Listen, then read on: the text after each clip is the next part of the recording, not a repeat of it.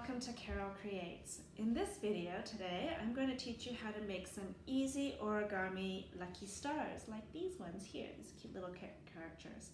So these little shapes we can make, and it's a fun activity to do with your kids.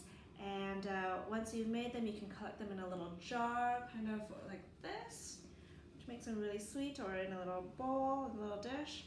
And what you can also do is you can make little messages. So it's a really fun thing to do. It's really easy to do, and I hope you enjoy it. So for this activity, you will need some strips of colored paper. These ones that I have here are 1.5 centimeters wide by about 40 centimeters long. If you have an A4 sheet of paper or a letter size sheet of paper at home, you can cut them into 1 centimeter width by about 29-30 centimeters long, and that should also work. So to get started, it's really quite easy. What you want to do is you want to tie basically a knot in the strip of paper. So kind of like this, fold it over like this, and then you're going to wiggle it down to the very end, and basically to one side as much as possible. And you're going to do some little wiggling, and what you want to make sure is that there are no holes or gaps. You want all the edges to come together right neatly. So you're going to keep wiggling and squiggling until it comes together, just like so. So if you can see here, now I folded it flat, and you can see that it is essentially right to the edges.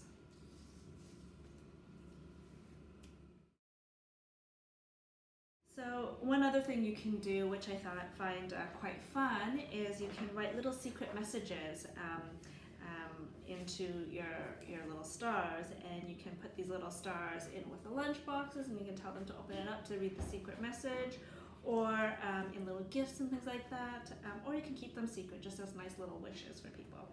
So I'm going to write in this one, I love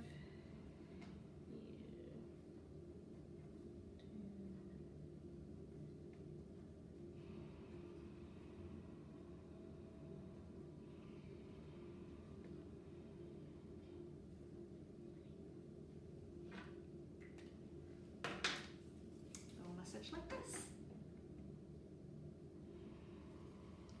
All right, so now let's get to the next part, which is really quite easy.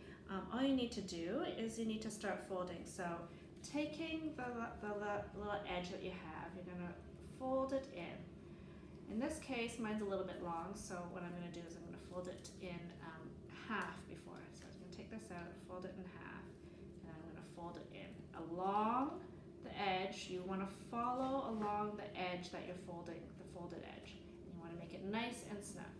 So then the next one, this edge, I'm going to fold it in, and I'm going to fold it in again, like I said, along this edge, nice and snug.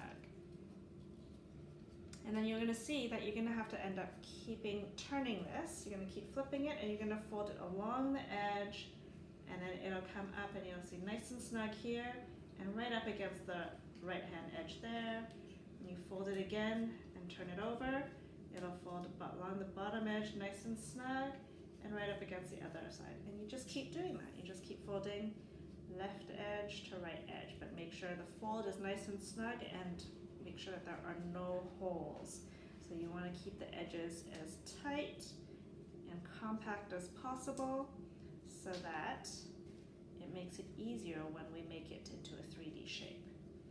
So I'm going to keep folding, folding, folding, folding, folding, and then we're down to the last little bit, and you can see that you have a little doohickey hanging off. Again, you're going to want to basically fold it. It's too short to tuck into that side, so I'm going to fold it in, and then I'm going to go back to the one fold before and slide it into that little opening there, so that you kind of tuck in the tail.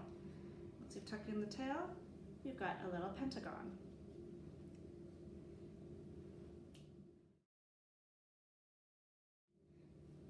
All right, Alright, so now that you have this pentagon, this is the slightly trickiest, the trickiest part of it, but it's actually quite easy once you get the hang of it. What you're going to want to do, we're going to make it pop up into a 3D shape. And in order to do that, you're going to basically want to pinch in or poke in, push in the middle parts of each edge. I find it easiest to keep my fingers out on the edges, not holding the main middle parts, otherwise it won't pop up very well.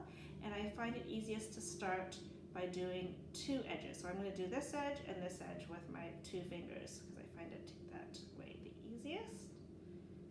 Squeeze it, and as you can see, it's starting to puff up now.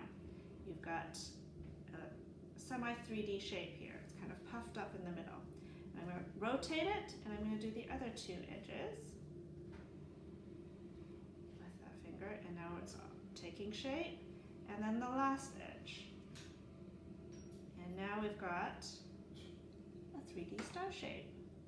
Once you've built a whole bunch of these, you can do a couple of these a day, and you can put them into a little dish like so. And you've got a cute little decoration.